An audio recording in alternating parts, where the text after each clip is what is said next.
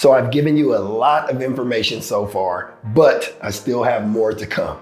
So let's go to our next step. And this one is very, very important. The next step is stay informed.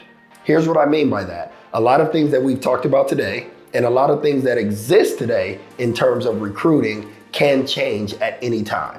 You have things like NIL, name, image, likeness. You have a lot of changes on the college scope that's going to affect the recruiting process.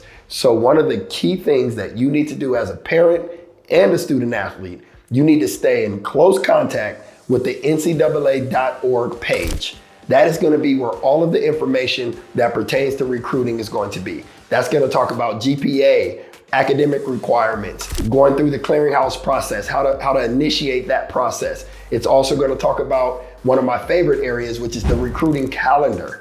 So a lot of athletes that I've had over the years, they may come in and go, man, I haven't heard from any coaches.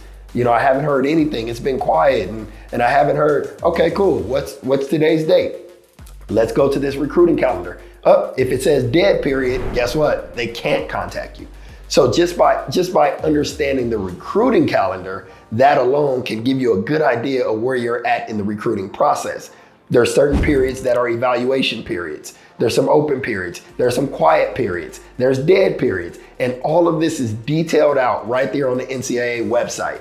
So I advise you to not only just scan over it, but actually print that calendar out, put it on the wall so that way you know. Every year, of course, there's a new calendar. It's also going to put alerts. If you select that as like their newsletter, it'll also send you any updates, any changes. For example, I remember when it first became legal for college coaches to communicate on Twitter.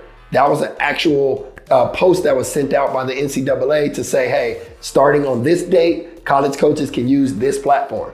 So these things change. They don't change every day, but they do change. So it's very, very, very important that you stay informed.